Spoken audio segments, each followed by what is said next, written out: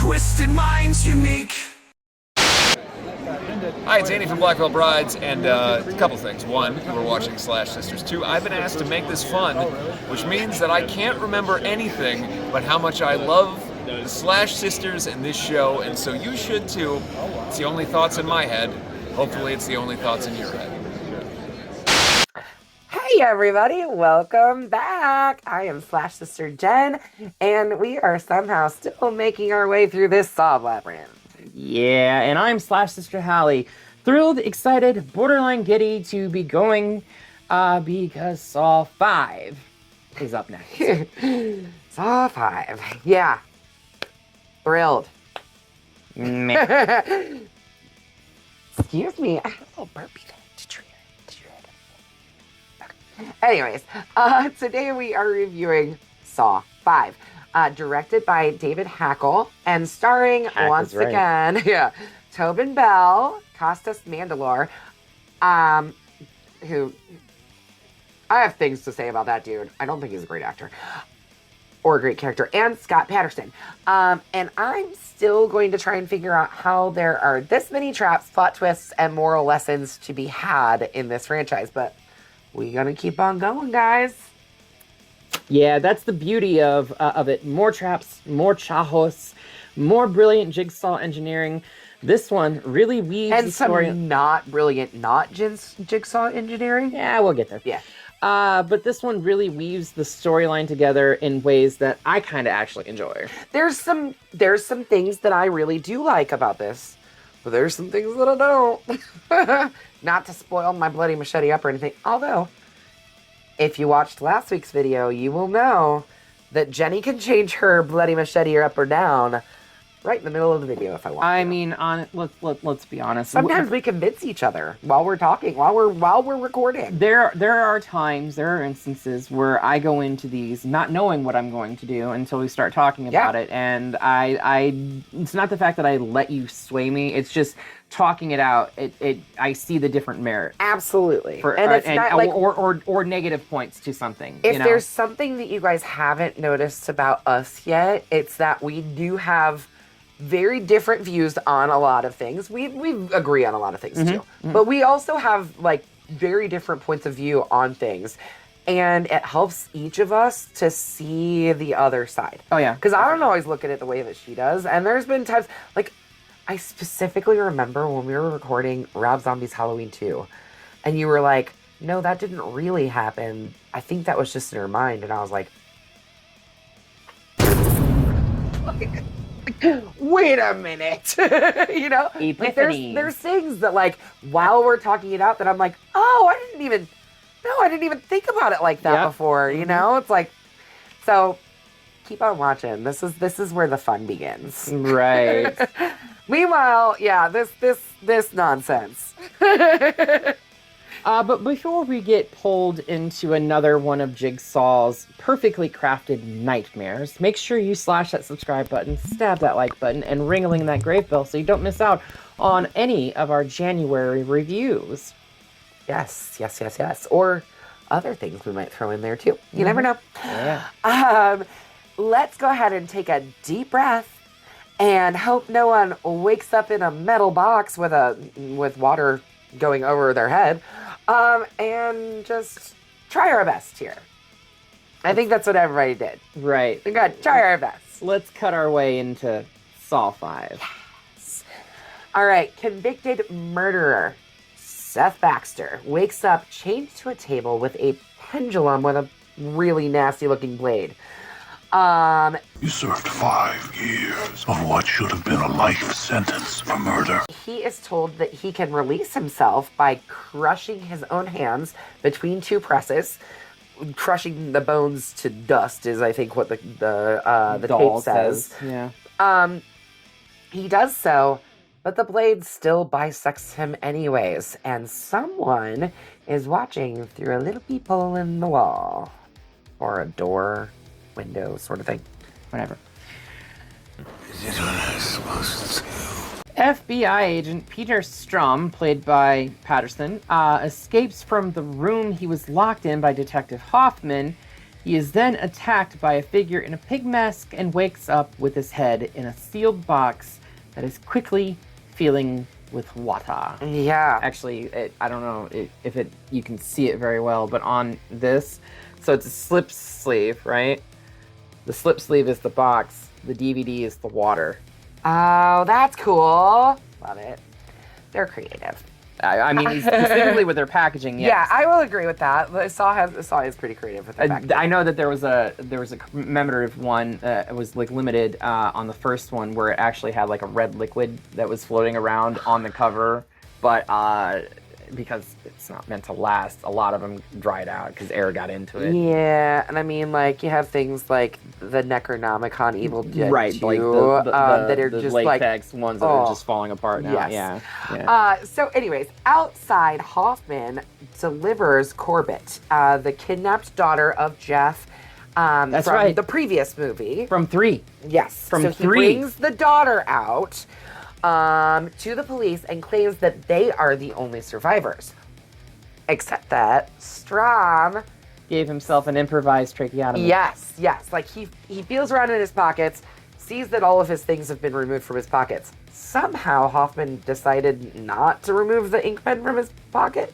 It was in the script. We got a live one! It was in the script. But he literally stabs himself in the throat and gives himself an emergency tracheotomy. Disassembles the pen and so he can breathe. Yep. But he survives, much to Hoffman's shock. Yes. Yeah. Because Hoffman's like, well, Fuck. Hoffman is then promoted and credited with the closing of the Jigsaw case. Hoffman later finds a note in his office reading, "I know who you are," and learns of Agent Lindsay Perez's death while taking Strahm's cell phone from the police evidence room. Yeah, he's got to start covering his tracks, Oh, really. yeah. At the hospital, Strahm tells Hoffman that Perez's last words were, "Detective Hoffman," and questions how he escaped the plant. Basically kind of saying, like, you walked out with a couple of scratches. And Hoffman's like, yeah, well, you walked out too. And he's like, yeah. How did you? On a gurney with a fucking hole in my throat. Exactly. I believe that was the exact wording. Yep. So after being put on medical leave by his boss, Agent Erickson, Strahm is now super suspicious of Hoffman, rightfully so, and decides to uncover his involvement with Jigsaw and takes the case files of past Jigsaw victims out of the, I guess that's the evidence locker. It's either the evidence locker or like a file locker. Yeah, because all I know is that, like, the evidence lockers and everything in it, like, this is my main gripe about the movie. The evidence is way too easy to get to. All of the places, Strahm ends up going to, past places. They're, not cleaned up. Not completely cleaned up. Like, there's still, barbed wire in places. But here's the thing, though, right? You have to take into consideration of the fact that the ending of 3 and the ending of 4 and the start of this are all take really place close within, together. a week. Yeah. True. So, while these films are spaced out by a year apart, right? The events of the films are transpiring kind of simultaneously, pretty quickly, or at least the past 3. Yeah. Okay, but I mean, the Seth Baxter murder was pretty far back, though. Before the start of Saw, right? No, it was after Saw, because they did find a piece of flesh that was removed that was in the piece of a puzzle piece. However, and I don't know if this is later in the script, because we don't read the scripts before we get them. We like to play. We like to have fun here, you guys. Right. Your guess is as good as mine. It's determined that specific piece of flesh was cut with a serrated scalpel, and everything that Jigsaw had done prior to that was done with a clean, sharp, precise scalpel, not like a serrated one. Okay. So there's precedent for the fact that this specific, the Seth Baxter trap, may not be Jigsaw. Right. Gotcha. Or at least to some people. Right. People that are paying attention. Right, people that are paying attention. Yeah. But so like the case files that Strahm takes, I think because the case was closed, they probably like locked them away, and he was going to like the backlog. Yeah, but like the case was closed. This happened within like a few days, right? Yeah, well, because I'm just saying. Well, because Jigsaw was dead. This is so messy. there. Yeah, I know. I Because okay, so here's the thing: Jigsaw's dead, right? We see like a Time magazine with him on the cover, like this is the Jigsaw killer. But also, it also doesn't state how long from the start of this that is into the like how many weeks have passed since then. yeah, Because- but like because Strahm's Strahm- still walking around with with a Band-Aid. Yeah, so it's like, and they show him in the hospital. The timeline in this is kind of messy. I'm not disagreeing with you. I'm just It's not even that the timeline is messy. It's just that they jump back and forth so much that you There's- don't even know what's the timeline. right. There's not a clear, decisive like this is the present, Color this is the grading past. being different, right? or right. like, or yeah, like there's just you know no- 6 weeks prior, like a little tagline or something. Yeah, no, Yeah. I understand what you're saying. Yeah. but I think that's one of the mind games that the filmmakers played with everyone with it. You know, Tried to right? play Tried. with everyone. In an underground sewer, Ashley, Britt, Charles, Luba, and Malik awaken with collars locked around their necks, connected by cables to a set of blades mounted on the wall behind them. The keys to their collars are in individual glass boxes across the room. Yeah, yeah, yeah. I tell you what, so like in all of these, there's always like a big like set piece. Yeah. Right? With a trap involved with multiple people. Yeah. I do like this larger trap. I agree. This is I agree. very, I very think interesting. it's The way well it's thought played out. out and everything, and the way that these people are meant to survive, but they don't know. I love that twist. I agree. So- That's the strong part of this. Like the trap So I- storyline is the strong part. I the think- cop plot line is Right.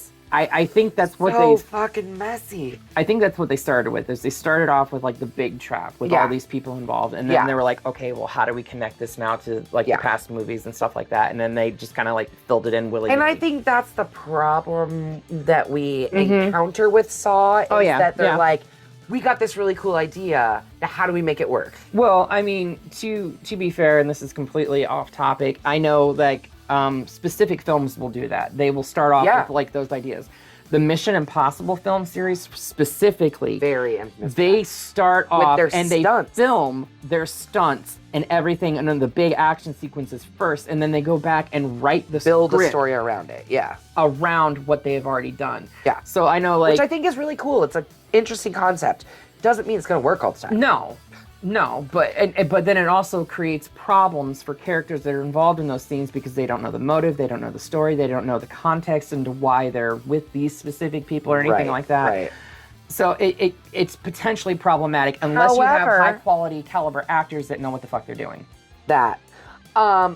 In this circumstance, it does make for things to be really interesting where they're thrown in and they don't really know what the motivation is because especially in this movie, the characters don't know. They don't know why they're all together. However, they do know who Jigsaw is. We're far enough into this franchise that the people, the characters themselves know about this murder. They've heard about it. It's out there. He's and not a that's- murderer. He's never killed anyone. That's right. Sorry. They know about Jigsaw. Yes. This singular way of thinking will be put to the test. Today, 5 will become 1 with a common goal of survival. Because He makes it very clear. Tobin Bell's character of John Kramer makes it very clear that he despises murderers. Yeah. Anyway. A videotape informs all of them that they are connected. Your lifelong instincts will tell you to do one thing, but I implore you to do the opposite. If they all are going to survive the tests ahead of them. At this point, basically, Malik runs for the key first. What's the other guy? Charles is like, fuck that, I'm getting the key first, and pulls him back, grabs the key. They all basically take their turns getting their keys, and then Ashley's head gets chopped off because she doesn't get there fast enough.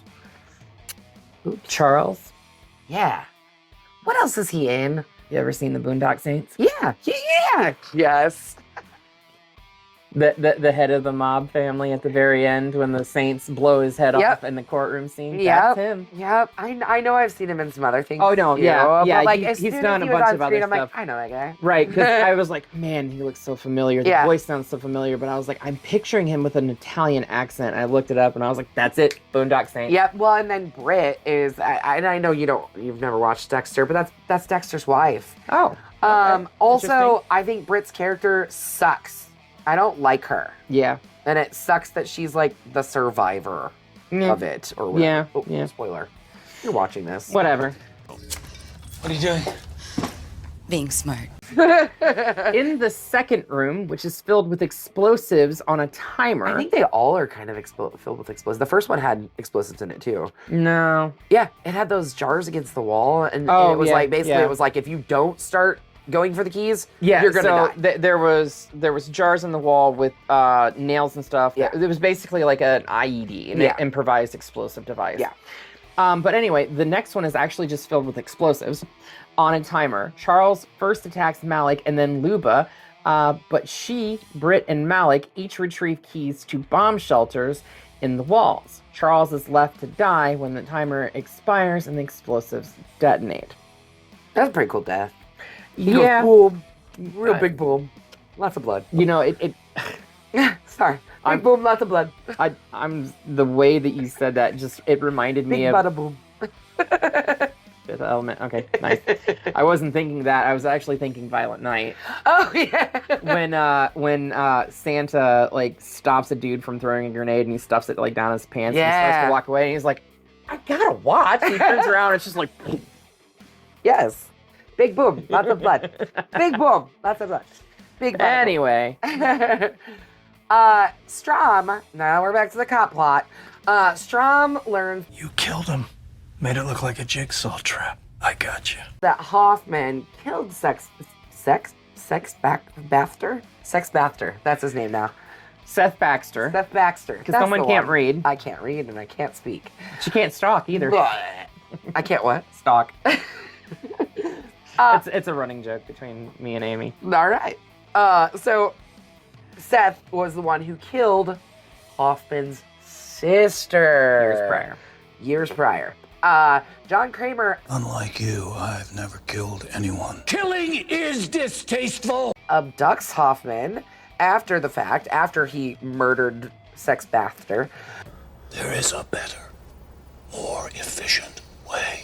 and blackmails him into helping him. Basically, we get to see where John Kramer and Hoffman meet the very Right, first. and how Hoffman becomes involved as one of the apprentices or accomplices to Kramer and the Jigsaw plots. Right. And basically he's like, look, dude, you tried to be me and you didn't do it right, essentially. Mhm. And he's like, I'm going to teach you what to do and how to do it correctly. Right, and he's like, and if you think about going to the cops, well, I know your little secret too. Yeah.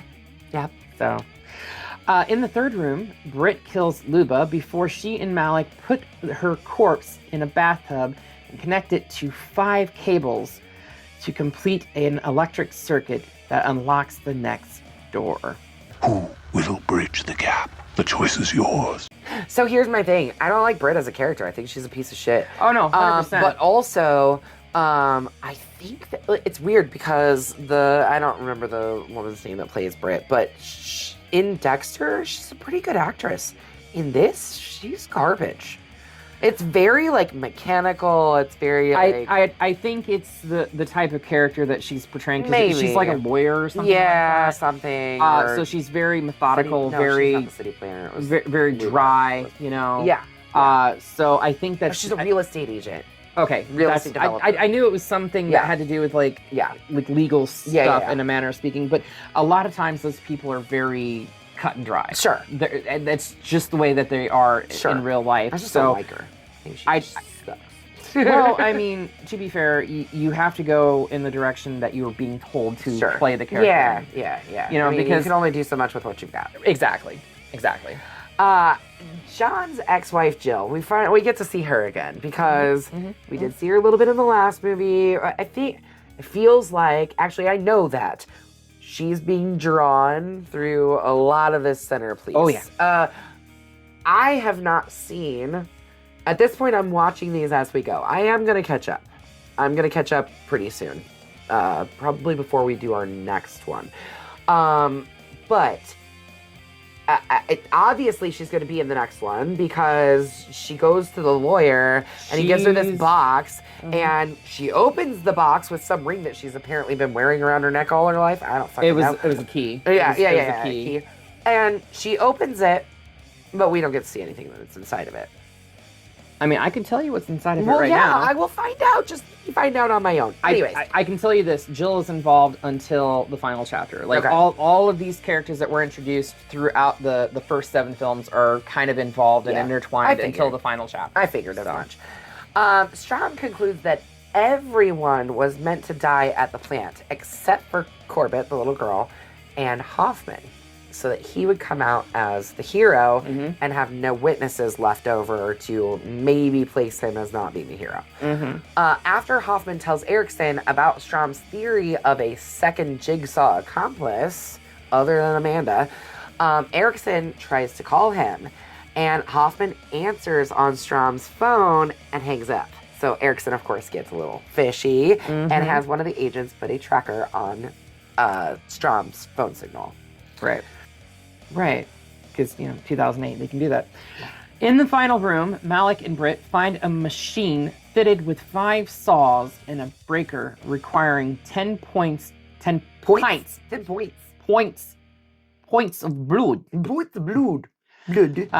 of blood to open the final door. They realize that all prior tests could have been completed without any casualties. Whoops. Yep, all the keys from the first room were the exact same. They could have used one key to unlock everyone. Right. If they second room, they could have all gotten into... 2 people could have gotten into one of the little corridor things to save them from the Actually, bomb. multiple people, because there was like 3 corridors. Yeah. So yeah, but yeah. If they had simply fucking worked together, which is exactly what the start of the tape told them, you all can survive if you do the exact opposite of what your survival instincts tell you to do. Yep. Now, in a life or death situation, the vast majority of people will look out for numero uno themselves and fuck everyone else. Yep. That's what they did. What you got. And now they're paying the price for this because now there's 2 people that have to drop 10 pints. Yep. Anyway, they figure out their connection. They were all involved in a building fire that killed 8 people. Yeah. Malik and Britt concede a truce and each slice an arm in the saws to provide the blood needed to open the final door. I believe there's only 8 pints of blood, or is it 8 liters of blood? I don't know. I wish I knew the answer to that question. I should know the answer to that question. We both should, considering the fact that we do this. I should know how much blood it takes to bleed someone out. Anyways, following the signal to the sewer observation room, Erickson, basically like following Strahm's phone signal. Right.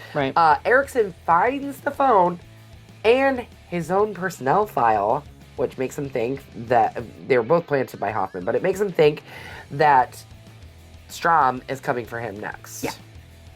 It very much looks that way. Yes. He also finds Britt still alive, arm all mangled up, and Malik, and calls for medical attention, and they actually do survive this, right? Like they... we're led to believe that they do. We don't see anything after this. Okay. See, like I said, I haven't watched the rest of this. She knows, but we got 2 more Jigsaw survivors. There could have been 5 though. Not that any of them really deserve to live because they're all pieces of shit characters. Yeah, for sure. But then he puts out an APB on Strahm, convinced that he is Jigsaw's successor because John Kramer is dead. Meanwhile, Strahm follows Hoffman to a renovated nerve gas house and finds a tape in the room. Yeah, so the house from the second film, right? Yeah, it's repurposed here. Yeah, he like redid the entire... I mean, it's a nice looking house. Yeah, Hoffman redid the house from 2 and did this, but finds a tape in a room with a box filled with broken glass. which was also shown in Three, three, right? I believe. Yeah, when Kramer is torturing the addict that it was responsible for his son's death. Yeah, of the little his son's boy. death. Yep. Right. The tape message. The tape is a message from Hoffman urging Strahm to enter the box, but Strahm stops it short and ambushes Hoffman, whom he seals in the box. Yeah. So Hoffman shows up. He stops the tape and doesn't listen to it fully, which he should have, because he could have saved his life. But that's par for the course when it comes to Saw. I mean, when it comes to the authoritarian people that are in charge, or the ones that are trying to prove all of this, they kind of just like charge in because they think they know the best. Like, you look at Reagan 3. Like, if he would have just secured the rooms and done what the tapes, and honestly, if you do what the tapes tell you, all of them, you can survive. Should survive. Unless Amanda's doing it or Hoffman's doing it. If the real Jigsaw set it up, you have a chance to survive. There is a percentage of survival, be it slim that it is. It could happen. Right. But at this point, Strahm believes that he has actually caught Hoffman. But I got you, you motherfucker. the door to the room suddenly locks, or shuts himself, and the walls, and the box drops down into the floor, and the walls begin to close in and eventually just crush Strahm to death. In fact, there's like this whole scene where like his arm breaks and there's like that blood is super red for no damn reason. But yeah, there's like a open exposed arm, and but then he just gets crushed, and Hoffman is underneath in the glass casket with the blood dripping down on him. Right. So, it's interesting because Scott Peterson was told to go to the makeup department because they needed casts of his arms, right? And he's in there and he's kind of like wondering why they're doing casts of his arm. And then the makeup effects guys were like, well, don't you know your character dies at the end and this is how you die? And he's like, fuck. Damn it. He was really hoping to make it to the next one. I found that quite interesting. That paycheck, gotta have it. Right. And that's basically, that's the end of the movie. It's right. Like, it just cuts to black with the blood dripping down onto Safe inside the Hoffman. box, Hoffman watches as Strahm unsuccessfully tries to escape the room and is crushed to death. Like we said, his arms are bones sticking out and everything. Yeah. Bone crusher. Yeah. Yep. And that's where we end the Jigsaw franchise for now, because like we said, there are more, and we will be getting to those in the coming months. We'll be coming back very soon. Yes. Yes. Where are you at on this one, Hallie? I do agree that this one is kind of like a slug. It's hard to get through. There's a lot of bouncing back and forth. There is. Without any real definition of like why we're bouncing back and forth or where we're bouncing back and forth to. It just feels like it's too much to.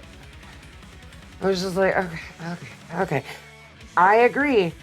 That trap storyline with the 5 people in.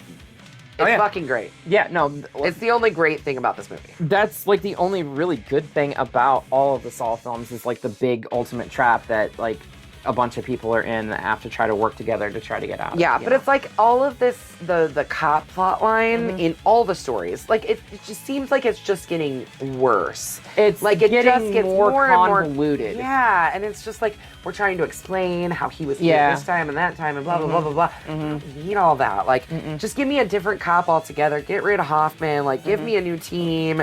Show me like more people like coming onto the team. Whatever. Like I don't need all this. But there's some cool stuff about it. Oh yeah. For me, this is a bloody machete down. I will actually concur with that. That is 2 bloody machetes down from us. This one is it's the weaker one out of the 5 that we've done thus far. Yeah, definitely out of the ones that we've done. Right. For sure. And we'll evaluate the other ones. There's light at the end of this Saw tunnel because it does get better, guys. We just got to get through the bad stuff. Right. Right. And then it'll get better. And then there's also a chance for this to even get better yet because I I don't know if we talked about it at the beginning of this video. I think we were talking about it. Before I think we were hit talking record. about it before we hit record. Blumhouse has secured the rights to the Saw franchise after Saw X was done. Yeah. Lionsgate was working on Saw 11, and Lionsgate eventually sold the rights to Blumhouse. Blumhouse is now going to be distributing it, but James Wan, the original creator of the Saw franchise, is back and is going to be overseeing the projects from here on out. So there is even more light at the end of the tunnel. We just have to wait and see where this franchise is going to go. And honestly, they need to get it done fast because Tobin Bell's fucking 80 years old. No joke. He's I fucking mean, it's 80. been 20 years since the first movie, right? 21. 21? Yeah. 21 years. Yeah. It's Actually, well, this is 26 now, so it's 22. yeah. Going on 22 years. I mean, come on, guys. Yeah, he's Right. not young. And as a character, the character itself is dead at this point in the franchise. So They just you keep either bringing him have back, to you know? go back and do a in-between story, or you have to find ways to tie Jigsaw to new characters. I know. Or you have to find ways to de-age him that aren't like- a backwards hat. Huh. What up, cool kids? Right. I haven't even seen this part yet, but I know it's coming. Well, it's not. I mean, you look at anything that's Yeah. de-aged people, Yeah. like Dexter with the mop top wig Yeah. when they were trying to say that he was a college student. Yeah. Get the fuck out of here. Even I know that and I haven't watched Dexter, so Right. yeah. We're gonna go ahead and send Get this- it outta here. The fuck out of here. Oh, let me see if I can remember what's next. I You know what? I honestly cannot remember off the top of my head, but I think. Oh, yeah. Yep. Yep. We're going back into yet another franchise, and honestly, this is a very good installment in It this is. series. It is. I'm excited for this one.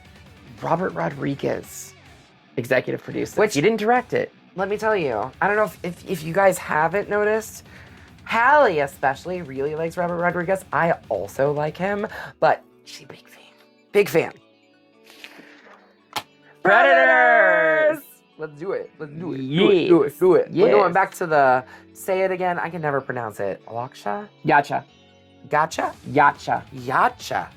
That's the species. Yacha. That's the species of the predators. Yacha. And I only know that from the new one. Yeah, okay. Well, actually, Killer of Killers, the animated film that's on Hulu, drops the name The Yacha, and then it's heavily in Badlands, the new Okay. one that's... Yacha. It may be out of theaters by now, I don't know. But if you haven't seen that, go check that out. It's really good. And right now, go watch Predators. Ah, and then come yes. back next week where we Thi- will be reviewing I tell you what, this. this is a fucking stacked cast. Yeah. It is a fucking stacked cast. This is gonna be fun. So come back next week where we will tear into. Okay, we had two just not so great movies in a row, but you get to come back and have fun with us for this one. So come back next week and slash that subscribe button. stab the like button And ringling that grave bell so you don't miss out on anything that we're doing here because we got some cool stuff coming We up. have fun here. Yeah. Anyways, we will see you all in In the the afterlife. afterlife.